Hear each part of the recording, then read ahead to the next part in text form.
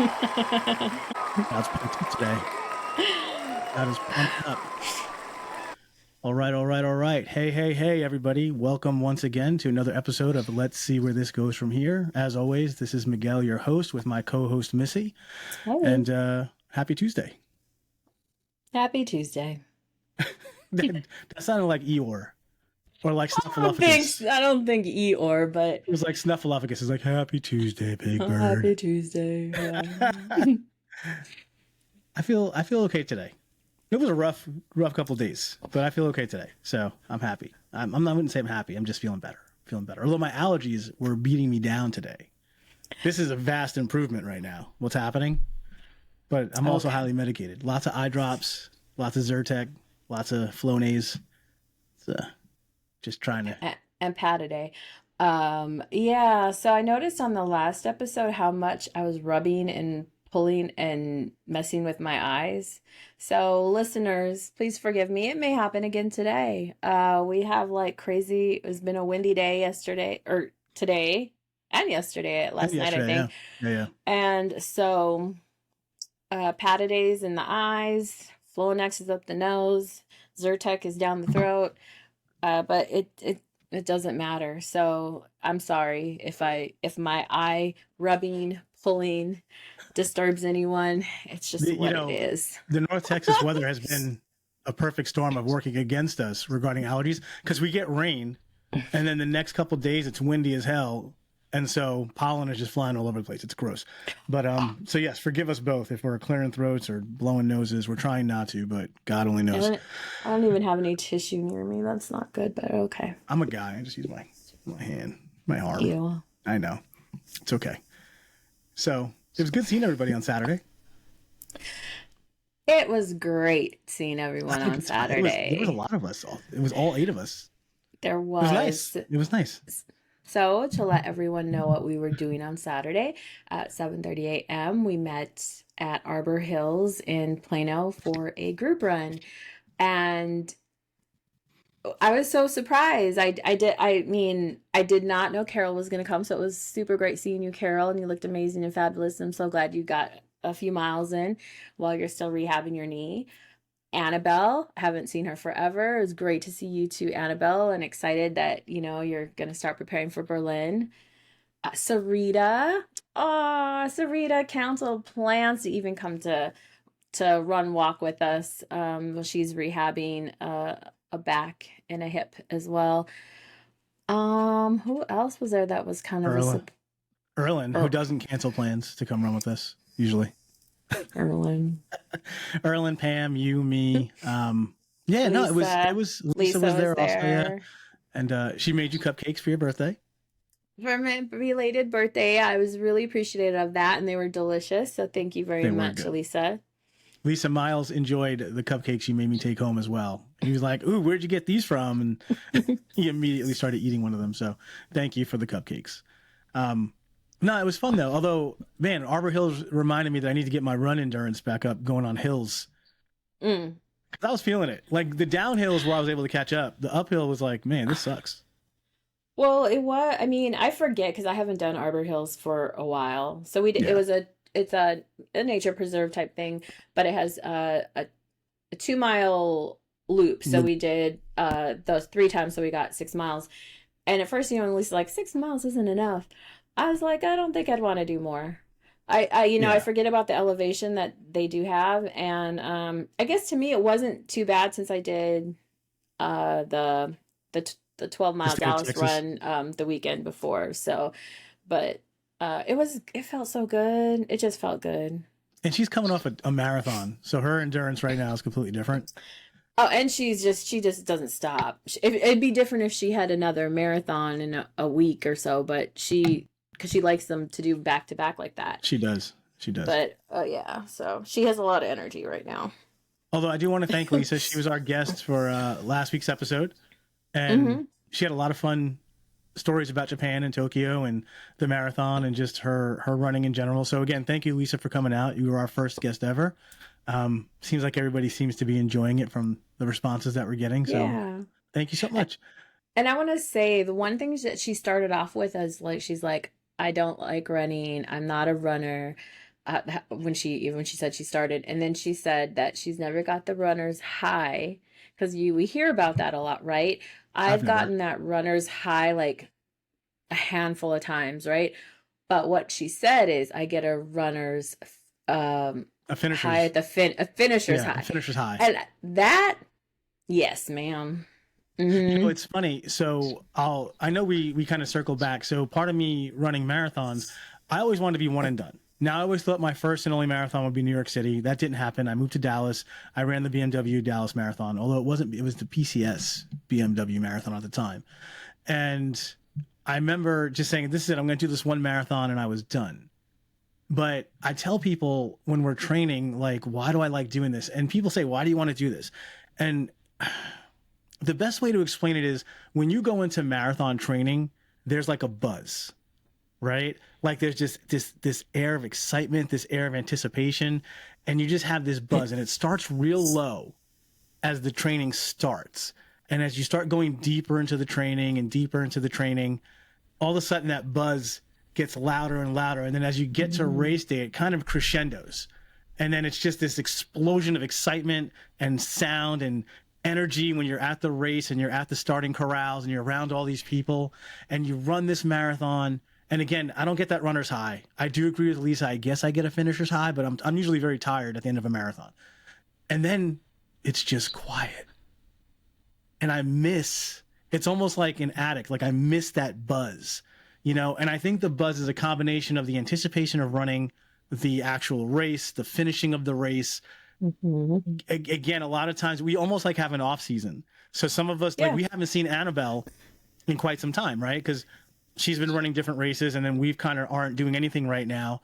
And so like when you start that marathon training season, it's like the first day of school where you see all your friends again after summer vacation and you have your new notebook and you're just ready to go. Like this is going to be a great semester. You know what I mean?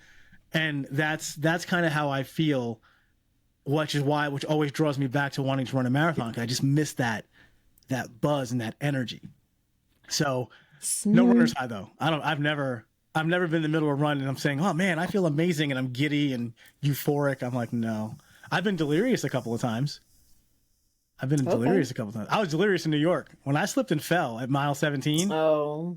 I was in another universe for like 3 miles. I don't even remember getting to mile 20 until I was like, man, I'm really thirsty. And I don't recall seeing any water stops. And then I realized I'm 3 miles from where I fell. I'm like, holy cow. So that was definitely a state of delirium in that situation. But yeah, no, I like it. So speaking of New York, Well, hold on. Let's okay. go back. So you said it starts at a low buzz for you. For Hmm. me, it starts at a loud. I'm like excited.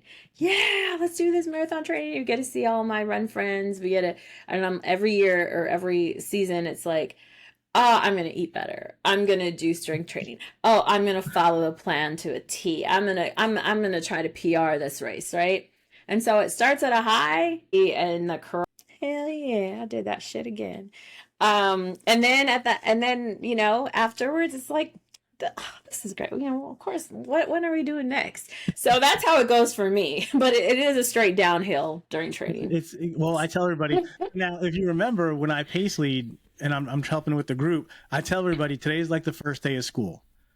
And I promise you that half of you are going to be cutting class by like Mm. week 4, right? Because the group you always whittles down. We always start with Yeah. such a large group and Hmm. then people start to reconsider or they get hurt or something goes on and that group gets cut pretty quick. But it's weird Yeah. because it's also usually the same consistent people, right? The training season, and we'll have 15 people in that group, and then at the end it's Pam and you and Erlen and Mel and Yeah. Ugana, right? Like Lisa's always going to be there. Like it's always those same people You know who what? Besides of being hurt, I think the number one thing is they don't follow the plan. They don't come to the Tuesday night runs. They'll skip a Saturday because maybe they got to work, they're out of town or whatever. But then they don't do the runs during on the their week own. as well. Yeah. And then so by the time we start getting to miles like 14 and 16, they're already like, whoa, that's a lot. And or they can't keep up because they hadn't put in the miles. So that's what I think. I think that besides injuries, that's where the most of that happens, Well, was it unfortunately. I think it was 2022, but the group that started, and I think there was a misconception. I think people thought it was like a couch to 5K program, or I mean, a couch to like marathon program. Sorry, Because remember, we did like 8 or 9 miles right out the gate, right? Well, And it's people were usually like, "Oh, we 9. didn't know we were going this Oh, far." Do yeah. you remember that? And I was Yeah. like, "Well, it's a marathon. We're not starting at 2 miles or 3 miles today. We're going." You have to have a Yeah. base. Like anybody, if you're going to run a marathon, anybody who's listening out there and you've never done so before, or even if you've done so and you're not doing it the right way, you need to go into the start of training with a like an 8 or 9 mile base. Like you have to be there already, because that's usually where the program is going to start, and then you're just going to go up from there. You're not going to go down. I mean, even on a taper, you're not going less than 8 or 9 miles, right? So you really need to be mindful of that. And I think some of those people just went in. Like I said, I felt like almost the idea was, hey, this is going to be like a couch to marathon program, and we're going to start super slow and then ramp up, and we're already up there. Right. I just don't think the communication. Well, okay. Some people, because it's there. Some people didn't read it, because some people sign up like the night before the training starts. But I do think it could be communicated better as well. And I mean, one of the bigger things that I had with it was that we were giving out the training schedule in the Facebook group on like a Tuesday or Wednesday, and you should have already been training for 2-3 days. And those people, nobody trained those 2-3 days. Although again, you still should have your base miles up there, but we definitely could communicate it better. And also, even when they're signing up on the website, it probably would be smart to say, if you're training for this, you should have a base fitness level of this many miles. That would be a good idea, because then it would change people. Not to say it would scare people away, because expectation is everything, right?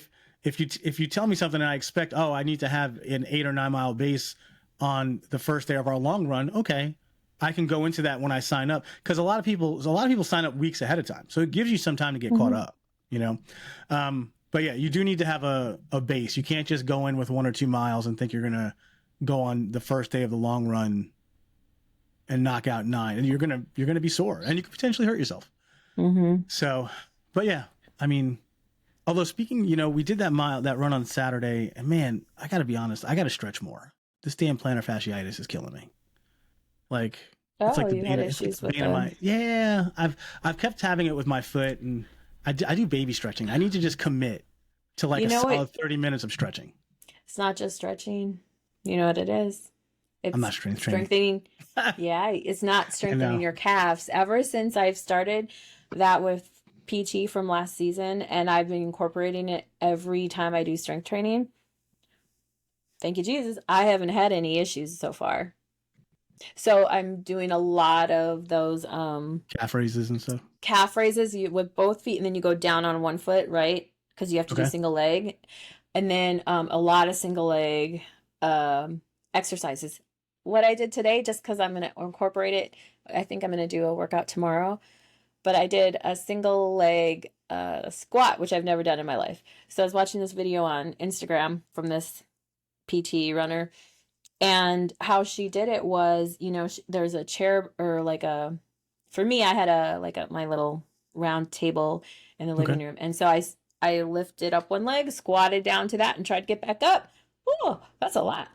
That's a lot. Your leg's doing a lot. And I'm like, you see that, those really crazy people who can do a one-legged squat, and like, what? But that is how you start it, right? And even though you're just going down to sit and then you go up with that one leg, try it. That's a lot on your leg. So, but you don't do that. You start with just incorporating calf raises and single leg deadlifts with no weight right now, and doing that every time, at least 3 times a week. But if you're going to strength train, I would start with that, though. I'll have to start doing that. Yeah. No motivation. It seriously is so your bad. calf.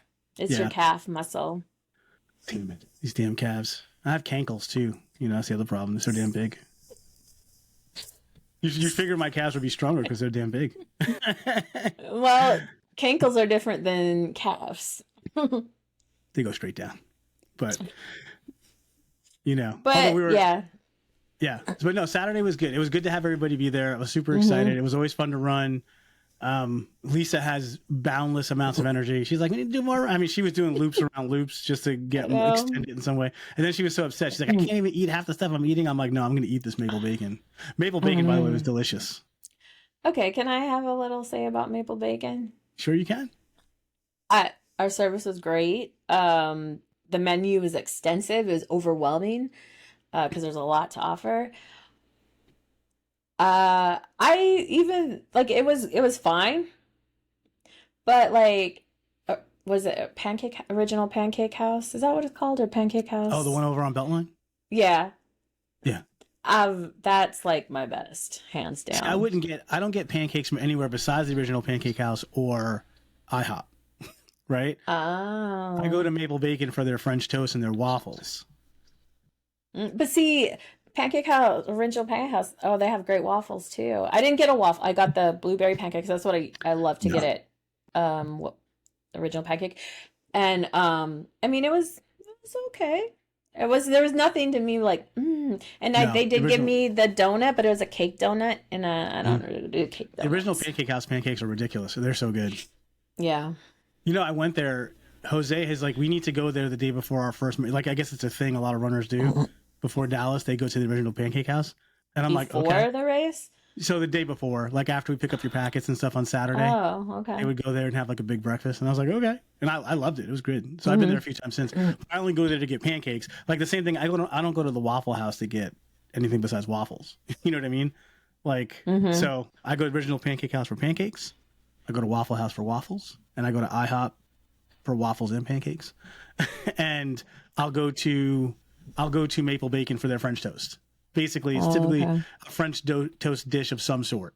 Like they have that Sunshine Mountain dish, which is just like French toast with like chicken and a donut and bacon. Oh, yeah. It's like this high off the table. No, I guess if you want to do that, that's the place to go for that kind of thing. Because I did see a lady order, I don't know if it was like French toast or pancakes, and then like the chicken, and then the bacon, and then the donut. Yeah, it's almost like a kebab stick.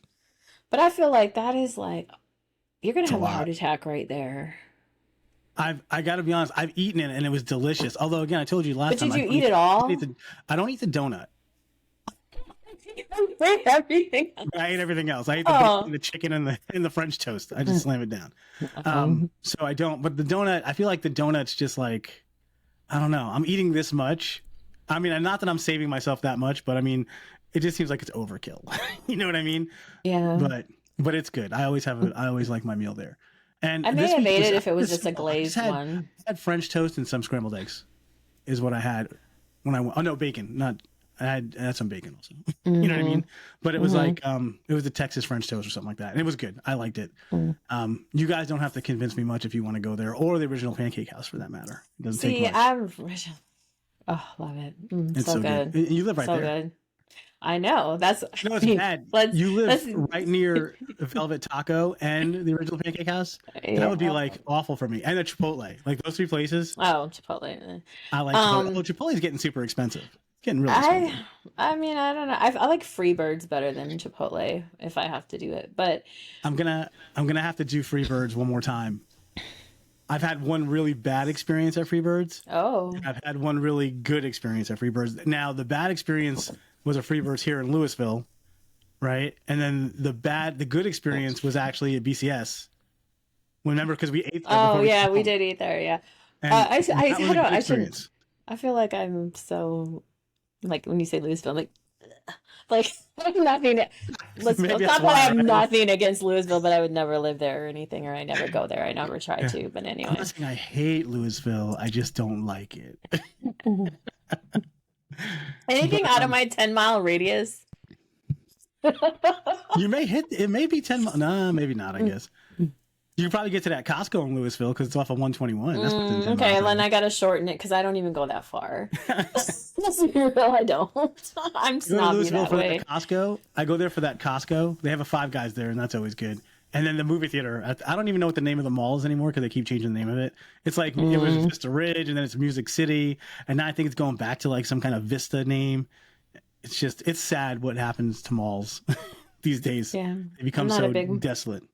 Mall I don't care about the mall either, but I do like the movie theaters. I like movies. But we were talking about, New York real quick, how I slipped and fell. But once again, New York 8, Miguel 0. As far as the lottery goes, I did not get into the lottery. And I was so for sure you were going to get in. I You really were very was. positive. I appreciate you putting that energy out into the universe, although New York doesn't care about me.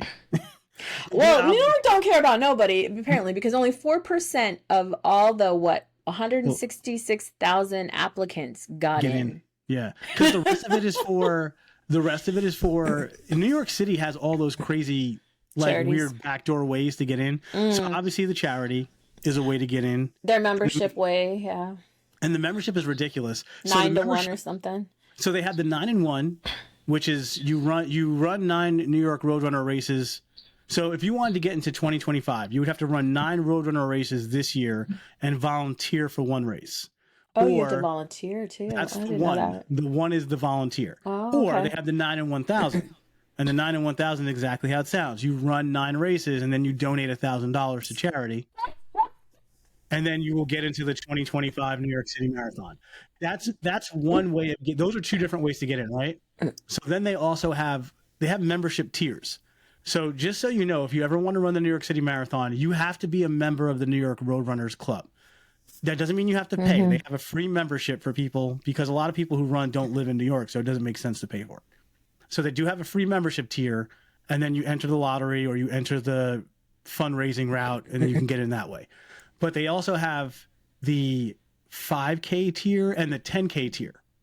Now, it's a very funny play on words, by the way, because obviously you go, oh, it's a 5K, like I got to run 3 miles. No. You will donate $5,000 to the New York Roadrunners Club, and you will be in the 5K tier. And what that will do is that will guarantee you non-complimentary entry to any New York Roadrunners race, including the New York City Marathon. So non-complimentary means you just gave them 5Gs, but you still have to pay for your race registration to get in, but you will get in. And which is almost like $300, yeah. I think it was like $385 or something like that. It was no. Maybe I'm wrong. It was over $200. It was over $285. It was 3 something. Yeah, I don't think it was $385 yet. And then you have the 10K program, which is exactly what you think. You will pay $10,000 to be in this membership tier, in which case you will get complimentary entries to all races, including the New York City Marathon. And then I guess in the New York City Marathon, you get to sit in the VIP booth, but you pay $10,000 for that, man. That's expensive. It's expensive.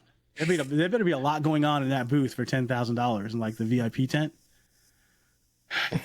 It better be a lot. It's a lot. It's expensive though, but that's how all the celebrities get in. Money, money, money. Oh, that's true. Because every year they list the celebrities that are doing it, and I remember. I don't know. I have to look up our year, but yeah, I mean, there's so Ashton Kutcher ran it the year that we did it. He did that's good. right. That's right. Casey Neistat, who's a big YouTuber, like a very big like vlogger YouTuber guy, he did it. He does it almost every year though. I know that Neve from Catfish, he's the guy who actually was the original Catfish movie, and he's done all the Catfish shows from inception. He's like the host of it. He's an avid runner. Like he runs fast. He does like a 3-hour marathon. Okay, so real quick about him. So you said he does it like every year. So this guy quit. He quit because he's all, it's hot. I'm gonna quit. Like he quit in only Brooklyn. People who the money doesn't matter to them can do that, because I'm like, quit. Like I may never get to do this again. It was hella expensive. There's no just quitting. If I have to walk it, I will, but quit is not in a vocabulary for that. Yeah. Like he quit in Brooklyn. It was so hot and humid, and he's like, nope, not doing it today. But here's the thing. I don't know. I know also one of the other ways to get in is if you've run it X amount of times, but I think it's like in the teens. I think it's like 15 times or something like that. Then you're kind of like grandfathered in. You'll always get non-complimentary guaranteed entry. I don't think he's run it that many times, but also he runs so damn fast. He probably time qualifies. Because again, he can run. I believe he's run a 3-hour New York City. But still, not everyone who time qualifies gets in, because there's still like a lottery for that. Because I was I seen that on Instagram when people were talking about only 4% people got in. They're like every year. I was like one guy's like I time qualified 5 years in a row and I still haven't been able to get in. Oh my That would gosh, suck. that That would would suck suck. because those time qualifications are super hard. They're not easy. But they're not as bad as Boston, right? I I don't think think Boston is so. harder than New York, but Boston Yeah. isn't even. I don't know. You know, it would be fun to run Boston, but I have no desire. It's too complicated because also their fundraising is more expensive too. So at least Hmm. I say this very tongue in cheek, but New York City, I think, has like I think they have somewhere like a $3,500 or like a $2,500 minimum on some of their charities, and if you raise that, you can get in. Hmm. But Boston, I think Lisa was saying it's something ridiculous, like 5 or 6 grand is like some of the No, minimum. she said it went No, up. oh well, It maybe it went up like the minimum now is like 7 or 8. that's crazy. And you have to raise. And here's the thing: if you don't raise that, you have to pay it. You're on the hook for it. Like they're going to take your credit card information. So if you don't Yeah. make all that money, they're just going to charge your credit card for the remainder of what you didn't get. And Hmm. that's a big ask, man. So again, it's all about that. You know, it's sad because it's all about the money. It kind of takes some of the fun from running. Yeah, I guess because like I one thing I've never heard, and maybe I didn't pay attention, but like for New York, what is the cumulative amount raised for That they, charities? oh, millions, millions and millions and No, but millions. has do they? I mean, I'm guessing they put it out there, but I'm I'm pretty like sure it should be out there like okay, it finished, and this is how much because how much everything costs and how much people have to fundraise and how the small percentage that gets in. I feel like they need to blast that like crazy. Like I should know it. they probably I it should should be know it. more readily available. I don't disagree. There should be more transparency to it. Mm-hmm. You know, but I mean, they do. I'm pretty sure you can find that number though, because I'm also the problem is sure. there's so many different charities. It's Yeah, not. but what? It's a But good they know it. half a They dozen. know it. Oh yeah, They I'm sure know they do. it. I'm sure they do. Um, but so one of the things that we get questions from the people who listen, and so one of the questions that we had gotten is regarding how did we find our run groups? So Missy, why don't you take the lead? How did you find DRC, or how did you Okay. eventually find, or what happened there? So I just want to preface that we did kind of speak about this in a previous episode, just when we talked about how we got into running. But for run groups specifically, um, that was so run groups. When I first moved to Dallas is when I had to find a run group. So I think that was like in 2008. And at that time, I found one, which was Run On, right? And it wasn't cheap. It wasn't very diverse.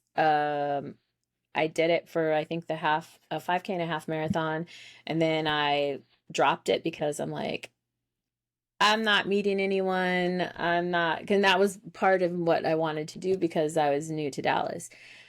And so then I don't know if I had a year off or whatever, but I searched again and then DRC came up, Dallas Running Club, and it was not as expensive. And so I'm like, let me try it, right?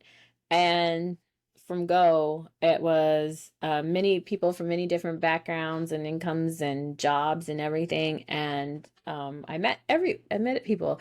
So I do love DRC for that. I love it, love it, love them for that. And then I've stayed with them ever since. I never went back to Run On. But since then, there's run groups I feel have really exploded. Um, so instead of like just having to do a search on Google, um, you can find them like on Instagram and on Facebook, on TikTok. Like ZFT is a big run group now.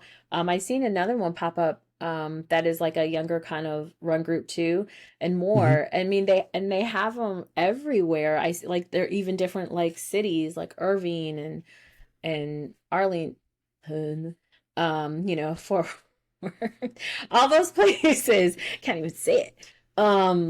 But so run groups are that's a great thing about right now for anybody who's trying or wants to run a group, and they start out with 5Ks, like to walk to 5Ks or whatever. So it's not just like a marathon training group. And I feel like if you do a search for them on any type of social media platform, you're going to find one. And like I don't know if ZFT, like I don't even know if that's like you have to have a membership for that one. I know one of the requirements are though you have to do some of the social activities with them because their group isn't it's about running, but it's also about being social. Right. So if you don't show up to some of the social things, because they have a huge end of Christmas party, um, they're like, I want to attend. Um, and it does because they put it all out there. It looks so fun. But it's about community. That's what keeps runners running. I feel like in these run groups is you don't just like me, right? With Run On, I didn't really meet with anyone. I really didn't mesh with those groups, and so I left it. What was there for me to keep coming back for, right? I Right. mean, I can run. And so that's what DRC gave me as opposed to Run On. So run groups really are important, I think, for if you don't have a run partner or you need a run partner, you want a run partner, a run group. So you're, with safety and everything, all of that in one. And helps you keep motivated. They keep you in the loop on races because ZFT, man, any race, ZFT is out there representing. And then they put this huge thing on Medal Monday, like on Instagram and TikTok, where they show all their medalers for the races. And it's not just like local races, right? They'll be to Houston or they'll be in Florida Right. or whatever. But I mean, they have different chapters also. I think it's a Texas-based group, but they go all over and they really support their runners, and I love that. So finding a group, I think now is much easier than it was when in 2008. And there's more. Like we've seen Muslim runners have a group. And so like there's groups for everybody. Everybody. There's a group, that lady, and she drives all the like the less fortunate and homeless people down to the lake and has them run, Yes. and she gets sneakers for them and stuff like that. And they Mm-hmm. have they're training for like a 5 or a 10K or something like that. I know the last time that we were down there talking to them, and some of them were working on a half. And yeah, there are runners for everybody. I got lucky, I guess. I mean, so when I was in New York, the only run group was the New York Road Runners, right? At least I lived in Queens. There was no run groups. Either you ran by yourself or you went into Manhattan to run with the New York Road Runners. Okay, so I'm sorry, real quick to interrupt you, but when we were during the marathon, New York City Marathon, when we were in Brooklyn, they had the Brooklyn whatever, I don't know what they call themselves, the Brooklyn Runners or whatever, but Okay. their run group. Yeah. I mean, I know, but that's different, right? It's there's like I Well, said, there's more now a than there lot's changed was in the when 12 we years, yeah, started. for sure. Yeah. But when I came to Texas, I just got lucky. I happened to be at the gym, and I went to the Lifetime Run Club, which was like a 5K Oh, run, yeah. and I met that's where I started meeting some of the DRC people because they happened to go to the same gym. Mm-hmm. Jose said, "Hey, come run down with us." And yeah, DRC's been very good. Now my main experience is with the Dallas Running Club, and then hearing people like you who've come from like Run On, or Luke's Locker has a run club also, right? Oh yeah, Luke's Locker does, yeah. And then you even and once you're on the lake, you see all these different, like the White Rock Running Cooperative, and those are usually really fast runners. See that? I don't know. I've never heard of them until you guys have talked about them, but I don't even know who they are. And you guys say, "Oh, there's Galloway people." I'm like, "Oh." So some of the Galloway people ran with us a couple of years. They were in Galloway, they ran with DRC, and they went back to Galloway. And that's also the other thing. Like and you said it best. It's a community, right? So you meet runners at races, you meet runners in training, and at some point maybe people start going in separate directions. But when you see them in a race, you're like, "Oh my God, how are you?" So you do get to know. I know more people from just running with DRC or pacing. Like I know the Galloway group, right? A lot of them went back there and they run with the Galloway people. The Galloway program's a lot different because we do a traditional marathon training where we never actually go to 26.2 miles in our training. Thank Whereas God. the Galloway group actually, I think at least once, if not twice in their training, they go to like 27 or 28 miles. And I think that's really just, I don't know what my thinking behind it is, just the psychology of it. Like Mm-hmm. you know you can do it, so come race day you'll be fine. But they do a 27 or 28 mile run during their training, whereas a traditional marathon training, you go 20 or 22 and then you start tapering down at that point. You don't really go past that. Yeah.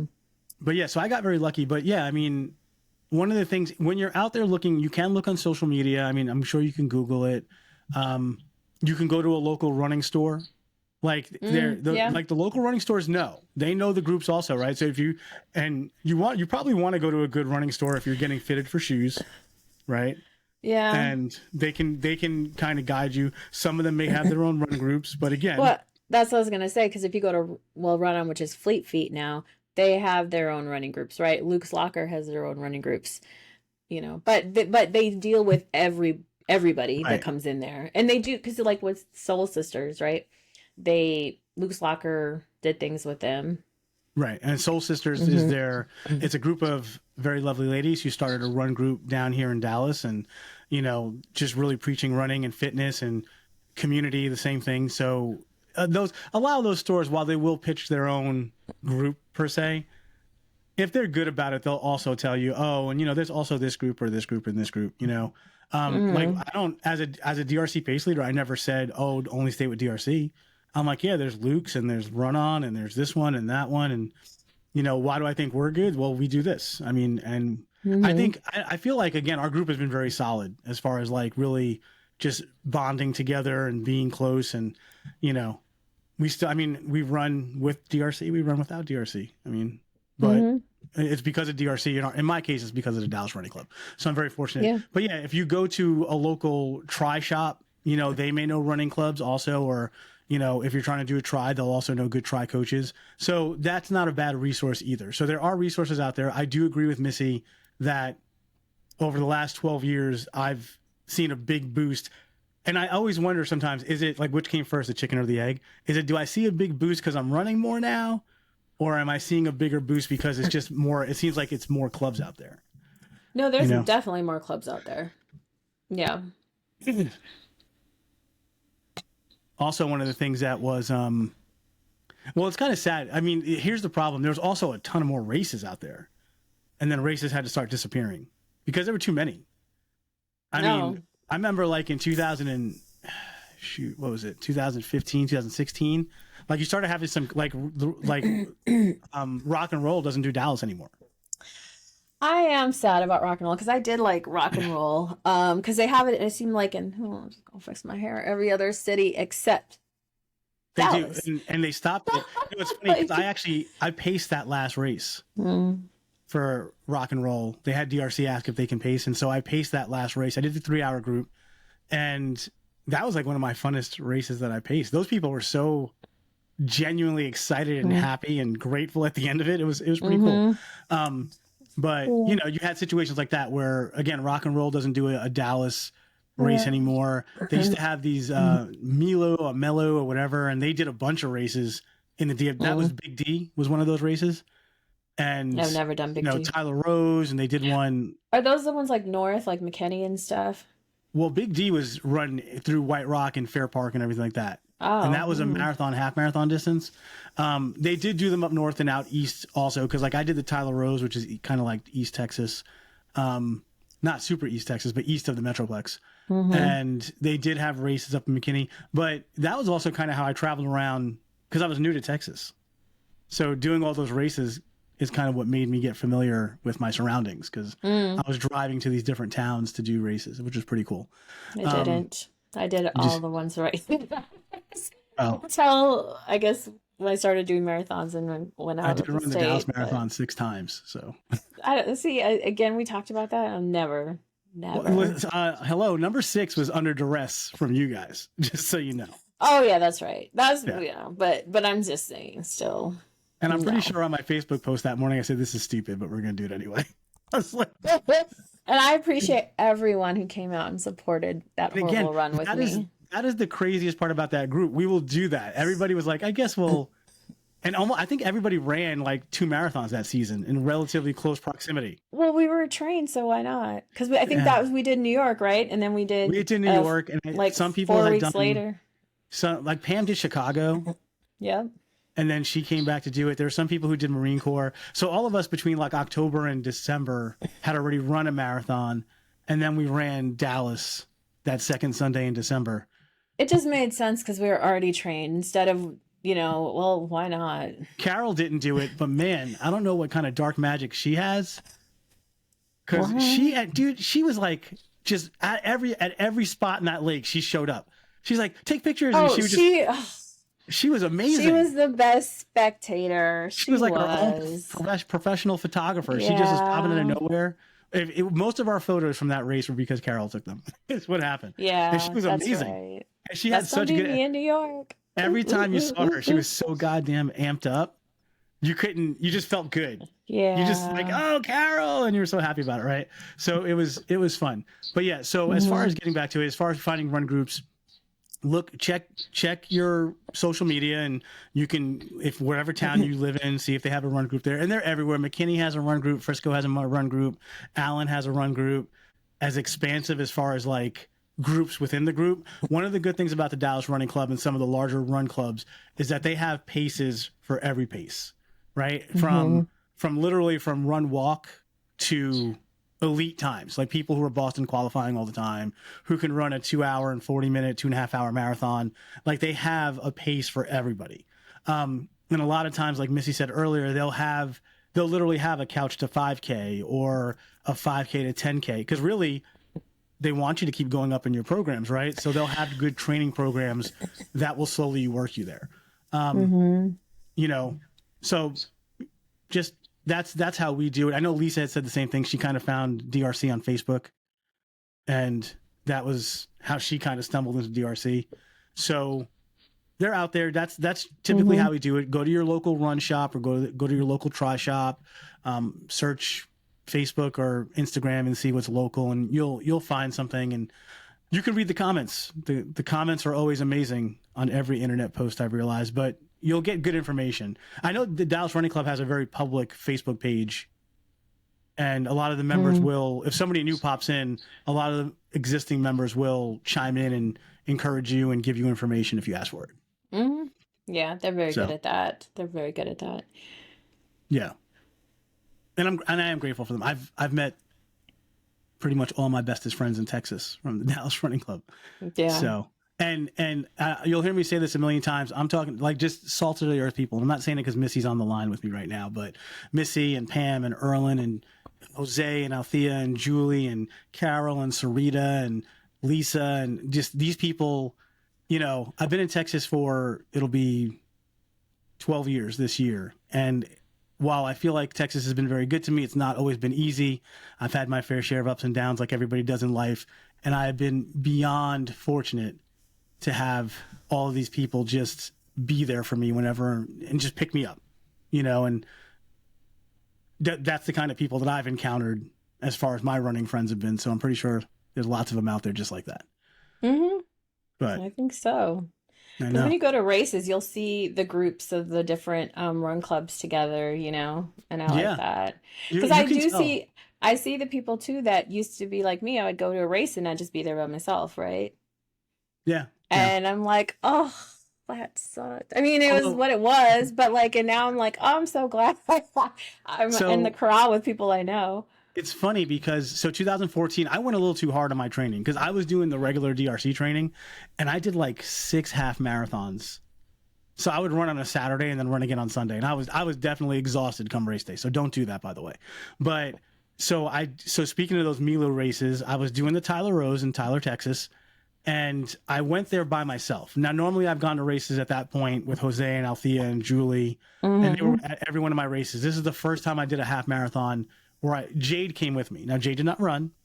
She didn't even leave the car at first. She stayed sleeping. And then she eventually woke up and was there when I finished. But Jade did drive out with me. But I ran that race by myself. But I was at that point training for the Dallas Marathon in 2014. So I was already in the Dallas Running Club.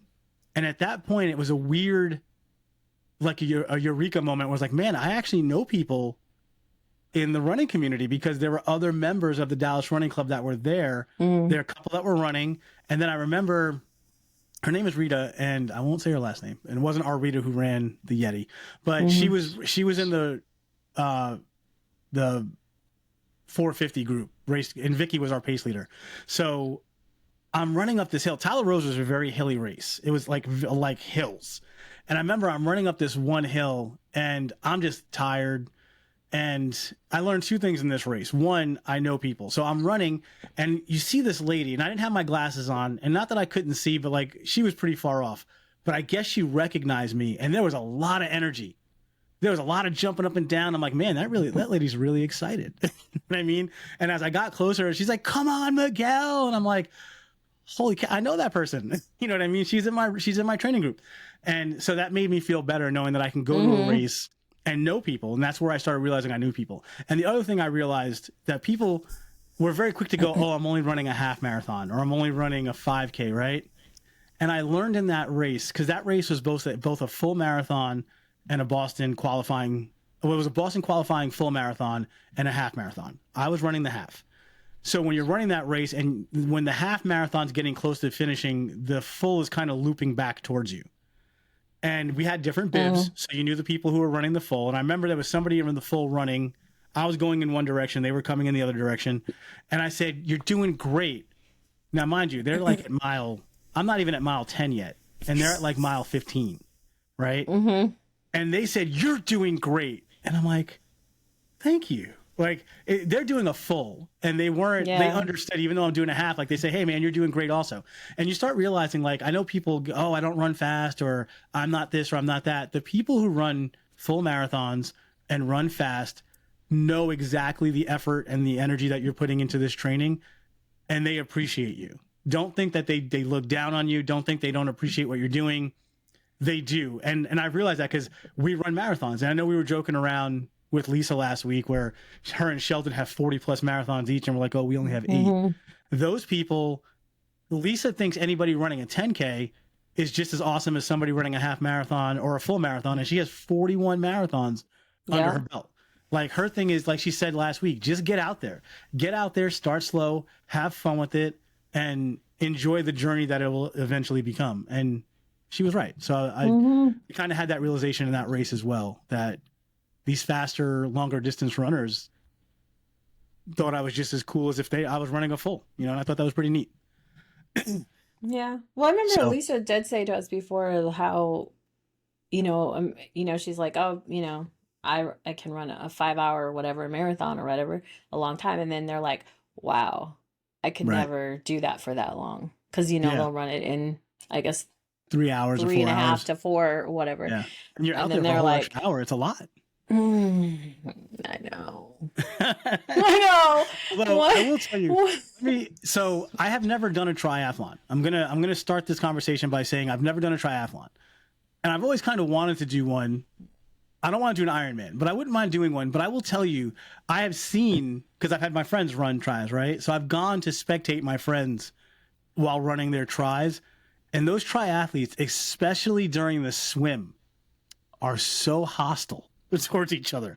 Oh, yeah, the elbows and all that. Yes, they get mean. I mean, they're throwing elbows, they're kicking each other. Like, because, in the swim, it's very chaotic. Everybody's just splashing and trying to get ahead. And if you touch one of them, they freak out. Like, I've seen people fighting in the water. Like, I'm talking about they can't even stand up. Oh, wow. They're treading water and trying to drown each other, it seems like. I'm like, Jesus Christ. On your left. You know what I mean? Just go around them, man, or just whatever. But they get real aggressive. I have not seen that in the running community. I have zero desire to do a try, or I've done You've done the run, bike, run. Run, bike, run. Triathlon. Yeah. But that's all, because swimming is hard.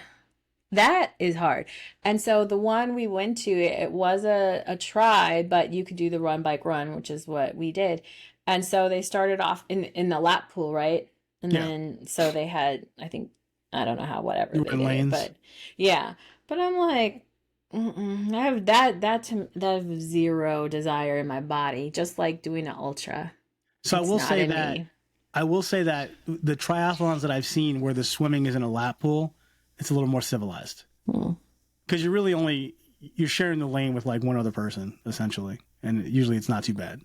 But if you're open water, those people get mean, because it's just chaos in motion. Everybody just runs out there and starts swimming, and But yeah, I mean, I wouldn't mind doing one. See, my thing with the triathlon, believe it or not, it's not the run, because I can run, and it's not even the swim. I don't mind swimming. It's the bike. Like I think I would be very uncomfortable just sitting in that seat for that long. Like, I feel like I'd be all chafed and chapped and getting off and trying to run like I was riding a horse all day. Well, so the bike that because you wear padded Shorts. shorts, right? So I mean it does help, but I mean you get used to it. But the thing is, once you get off a bike to run, your legs are like Wobbly. jello. Yeah, Yeah. so you have to like get your running legs. It takes us, I mean it doesn't take a long, but it takes a like, I don't know, a little bit to There's a like, transition. oh, There's a yeah, transition period. transition. But the swim to me is the hardest because it's like I don't know how much it depends on what kind of one you're doing, but like just say not for like Ironman, I think it is like a 2 mile swim or something, 2.4, which I think. is It's a lot. That's a lot. I don't know if I've ever done that. I mean, I'm talking about like tri sprints where it's like 750 yards or something. You know what I mean? Like right, even but yeah, still it's a like lot. let's be real though, that's a lot because we've done lap swimming together before, and it's like and I just couldn't imagine like doing a run. The bike to me was almost the easiest. Because well we did I think it was like a 6 mile bike. I think it was like a 1 mile run, 6 mile bike, and then I ended up with a 5K run.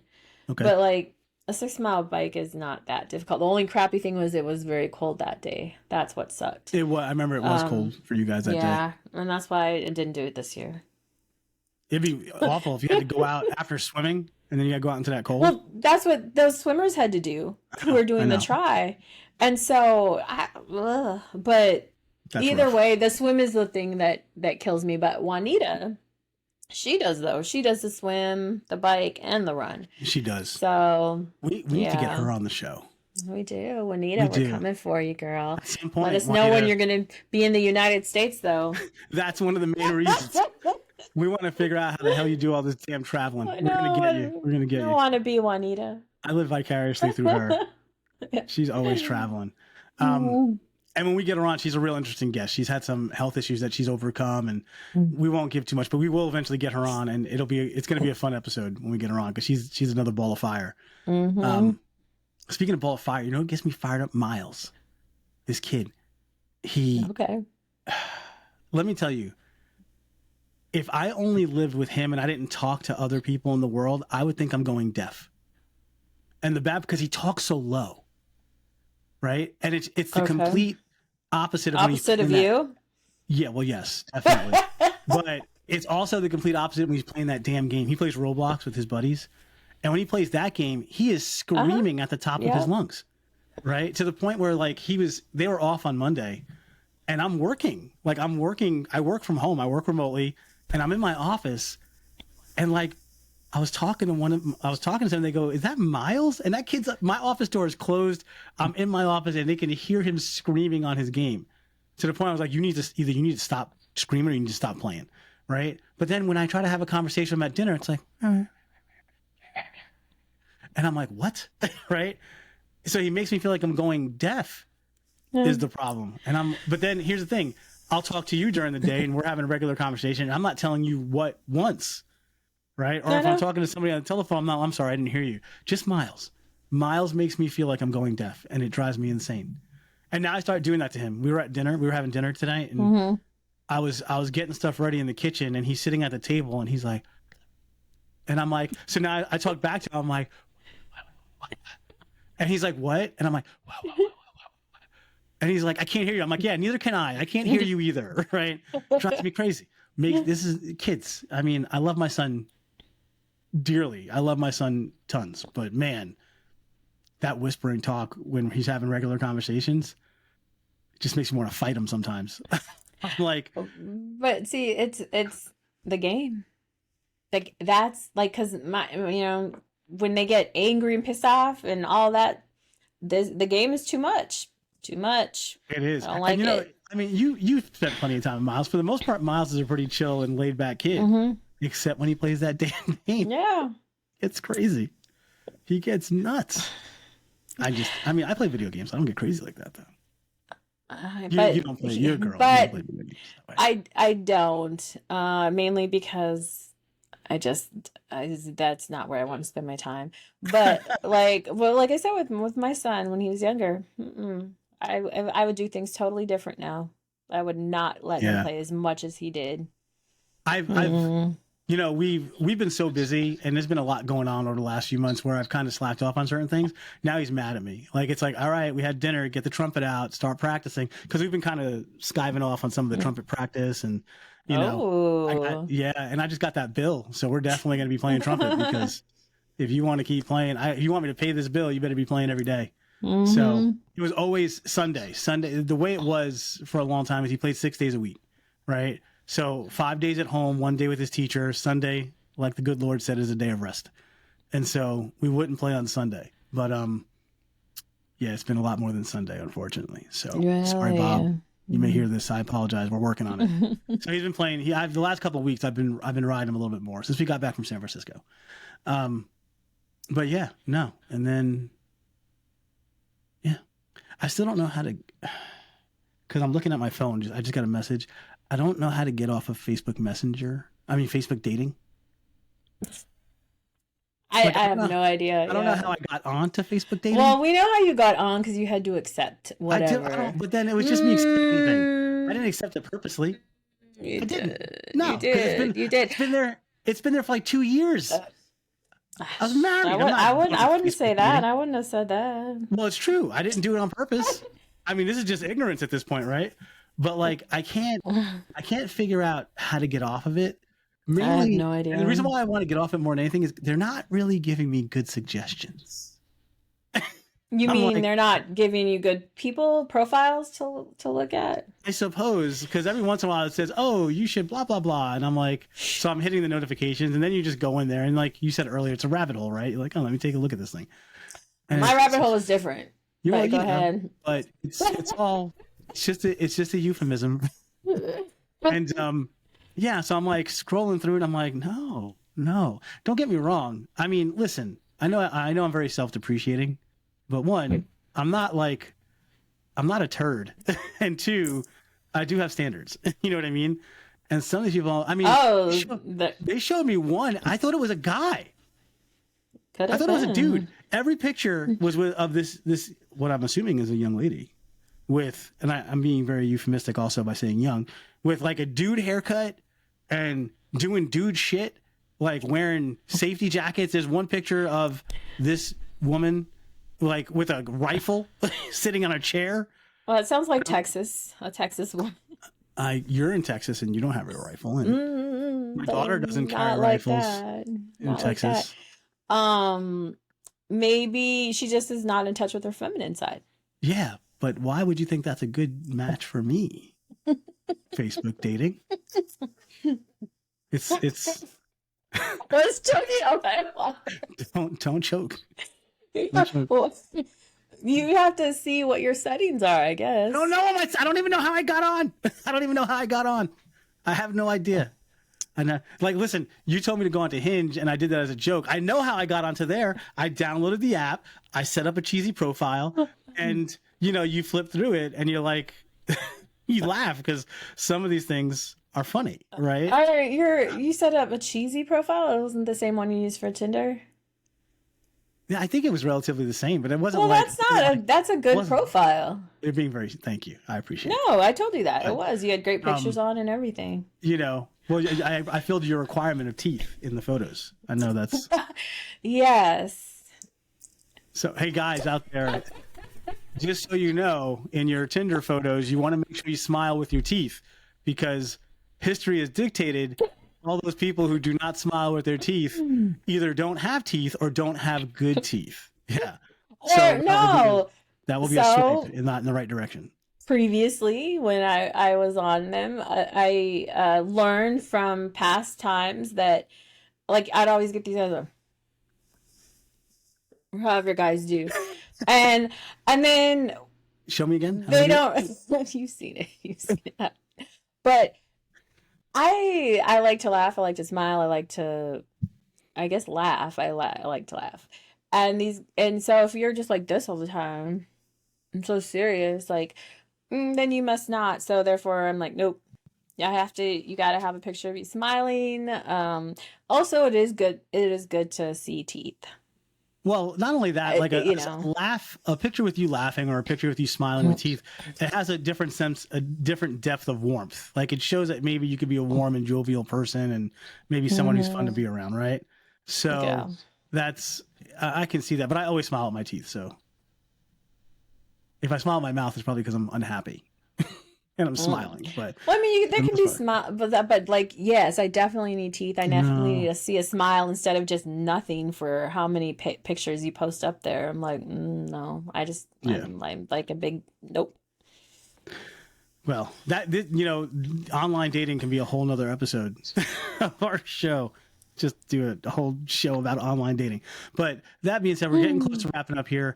As always, Missy and I appreciate all the feedback that we get and all the questions that we get and all the just input that you guys like us to talk about. So on one of our episodes, Jessica from Alaska did post a question on YouTube asking about Jessica from what Alaska. that's right, our girl Jessica from Alaska, asking what headlamp Missy and I, because of Missy, use. So I did post a link on that. I believe it's episode 2. Okay, I Maybe can't episode remember. 2, episode 3. I did post a link on there. We don't get paid for it. It was just us doing a service as far as using a good headlamp. For those of the people out there that didn't see that, it's the Petzl Bindi Ultralight and Rechargeable Headlamp. It's 200 lumens. It's pretty bright. It's rechargeable. It's awesome at night. It's very lightweight. And I can actually post it, I guess, in the comments on this post as well. So Jessica, we did answer your question. I hope you look into it, and I hope it helps you on your evening runs or walking the dogs or whatever it is that you may be doing The and need it for. dogs. You live in Alaska. It could be to ward off bears. Who knows? Right? Well, I think there's darkness a lot of times where, right? Except Like 6 3 months. months in the summer. Yeah. Yeah, So something very crazy. helpful. Very helpful. There was a movie about that called Insomnia with I think it was Robert De Niro, Al Pacino, one of those guys.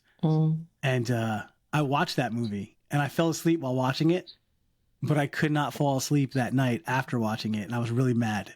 Oh, was it a I don't know scary movie? It wasn't scary. It was like a suspenseful movie, but it wasn't scary. It was actually not good, which is why I fell asleep through it.